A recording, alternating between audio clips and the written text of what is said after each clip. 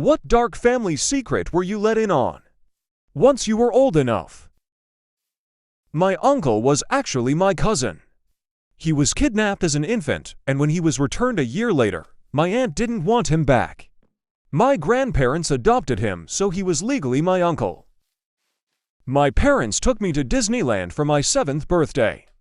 I recall landing, going to the park, having a great first day or two. Then my parents had to step out and take a bunch of phone calls. They sounded very stressed. They kept telling me nothing happened and everything was okay. Eventually we flew home, and surprise! Took an extra couple days to go to a big water park away from home. I fondly remembered this birthday and eventually forgot about any of the weirdness. Maybe 10 years later, my parents finally told me what happened.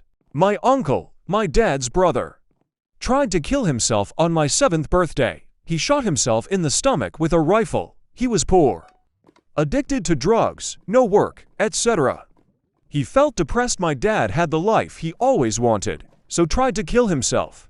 He ended up living. My parents took me to the water park so that we didn't have to come home to him leaving the hospital by not telling me. My parents let me keep my birthday as my day, not the day uncle tried to die. Knowing how a 7-year-old's brain works, I probably would have thought I had something to do with it. My grandfather had severely scarred legs from burns he got as a kid. Growing up, we were told that he was in a fire in an apartment building and sustained the burns while escaping. He died when I was 7, and one of my few memories of him is an image of those scarred legs. Well, when I was 23, my great-aunt, his sister, told me that it wasn't a fire. Their father ran a bath with scalding water and put my grandfather in it as a punishment. Great-grandfather was an abusive, alcoholic piece of shit who fucking maimed his son. Just found this one out recently. My uncle was a doctor working in a small-town hospital. He was married and had just had a baby boy.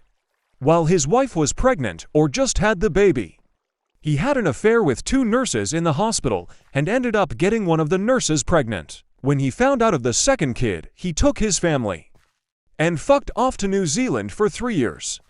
Upon returning to Canada and the same small-town hospital, his wife immediately found out about his illegitimate child and divorced him. My illegitimate cousin stopped coming around to family events.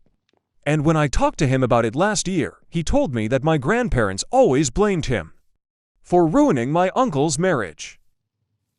My grandpa's brother died when I was a child. I hardly knew the guy, so I wasn't too interested in the service.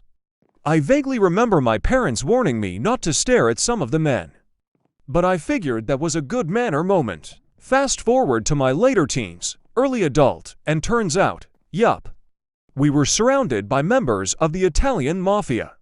Everyone in my family was tense, even the departed's wife, because they all knew he had some connection to them, but didn't exactly know as he never spoke of it to anyone. Turns out my mom threatened to go full no contact with her parents if they ever drank around her kids. Me, growing up, I viewed them as such angels. Turns out they weren't so angelic when there was alcohol involved. One night at dinner, my dad kinda trumua dumped in his own reserved way about his mom and his brother. My grandma was always kinda on the outskirts of my life, and despite her living close by, I never saw her that much. She would sometimes drop off toys for us, then drive away. When we got home from school, I eventually figured out that she had a gambling and substance abuse problems, and that she divorced my grandpa when my dad was in high school. I also knew that my dad had a younger brother who died getting hit by a car when he was very young. At dinner one night, can't remember how it came up, he said he knew that his mom had killed his brother. It was just after the divorce between my grandma and grandpa, and apparently his brother missed his mom and called for her to pick him up at like 3 a.m. So she drives drunk over there, but accidentally hits him in the road outside the house. Then she drives off. I never suspected that it was something bad, despite always having a hunch that there was more to the story. My uncle's year-long health trip, where he biked everywhere, was actually the result of him getting a DUI. It was real hush until the cousins and I grew up. Now only my nanny doesn't know which was the real reason for the hush. My grandma didn't actually marry my grandpa out of love. Sure, love developed, but her family was actually moving to Victoria, selling their house. And she wasn't allowed to come. She was 16 and had to figure it out. She lived in a small town, and a new guy moved into town to start a farm. Her friends always told me she had her sights set on him the moment she saw him in swing dance. But I never realized the motive wasn't just cute guy twice my age and was have to get married young for survival. Also, we're all German was never told until my mid-20s. I guess my family immigrated here and changed their last names and kept it hush-hush. Have no idea why, but it can't be good. Add on to that my ex-boyfriend's grandma telling me about the time she was raped as a youth in Ireland, and that none of her family knew and asked me to keep it to myself. I wonder if I'm the only person she shared that with in true honesty after 50-some years. When I was about 10, I got a hamster for my birthday. It got out one night, and my mom found it while I was at school the next day. No harm done.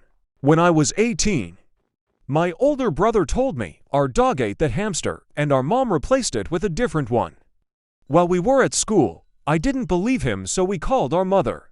She said my brother is an asshole and not to listen to him. I said it was almost 10 years ago, and I wanted to know. When our father got home that night, I asked him how many hamsters I had. His response was, "Oh my God, like 4. I can't trust anyone."